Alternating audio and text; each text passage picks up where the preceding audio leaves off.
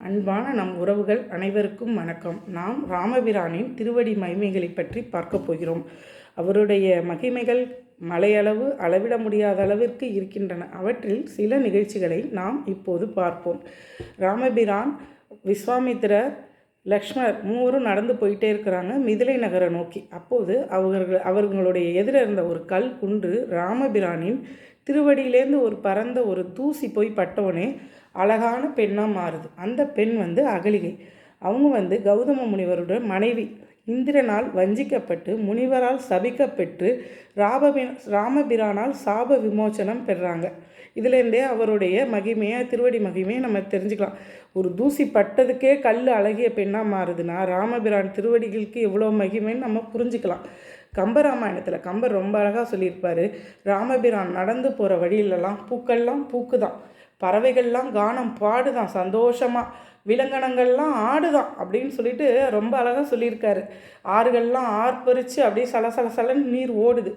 ஆக மொத்தம் ராமருடைய திருவடி பட்டாலே அந்த இடத்துல செழிப்பம்தான், செழிப்பாக இருக்குது, மகிழ்ச்சியாக இருக்காங்க எல்லாரும் அப்படின்னு சொல்லிட்டு கம்பர் குறிப்பிடுறாரு.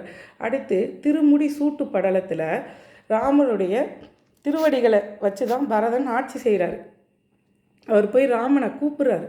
அண்ணா, என்னுடைய தாய் தவறு செஞ்சிட்டாங்க, கெஞ்சி இறைஞ்சி கூப்பிட்றாரு, நீங்கள் ஆட்சி செய்யணும்னு.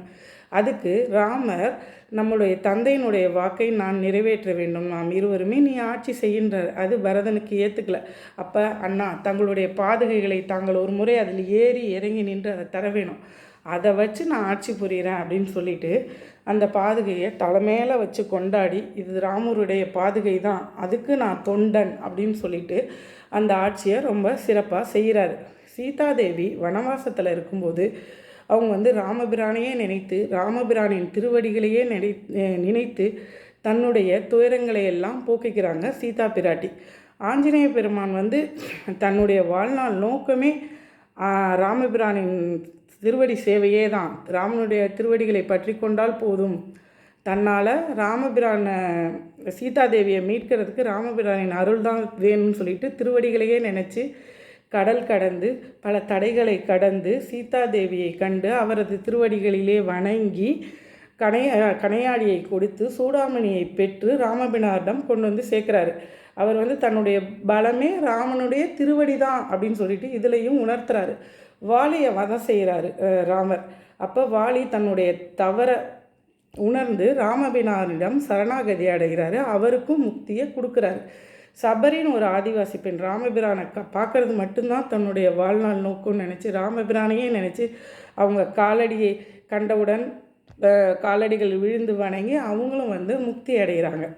விபீஷணன் அண்ணங்கிட்ட எவ்வளோ சொல்கிறாரு ராவணங்கிட்ட, பிறர் மனைவி நோக்குவது தவறு அண்ணா, தாங்கள் அந்த பாவத்தை செய்ய வேண்டாம், இனிமேலாவது சீதை அனுப்பி கேட்கல. ராவணன் கேட்கல. உடனே என்ன பண்ணுறாரு, விபீஷணன் ராமரோட இணைஞ்சிட்றாரு. ராமர்கிட்ட சரணாகதி அடைஞ்சிட்றாரு. அப்போ கூட இருக்கவங்கலாம் சொல்கிறாங்க, இவன் ராவணனுடைய ஆள் அப்படின்னு சொல்லிட்டு. இல்லை, என்னை நோக்கி எவனொருவன் சரணாகதி அடைகிறாங்களோ அவங்கள நான் ஏற்றுக்கொள்வேன் அப்படின்னு சொல்லிட்டு விபீஷணனை தன்னோட சேர்த்துக்கிட்டு ராவணனை எதிர்த்து போரிட்டு விபீஷணனுக்கு மகுடம் சூட்டுறாரு ராமபிரான். அடுத்தது நம்ம பார்க்க போகிறது ராவணன். ராவணன் சிவபக்தியில் பெரியவன் தான், இருந்தாலும் அதர்மத்தின் பக்கம் நின்னதுனால ராமபிரானை எதிர்த்து அவரது காலடியிலே வீழறான்.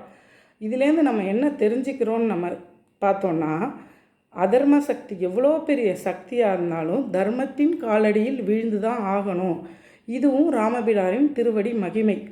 இதில் பல அரக்கர்கள் ராமபிரானின் திருவடிகளில் சரணாகதி அடைந்து பலர் தங்களுடைய தவறை மன்னித்து ராமனிடம் சரணாகதி அடைந்தனர்.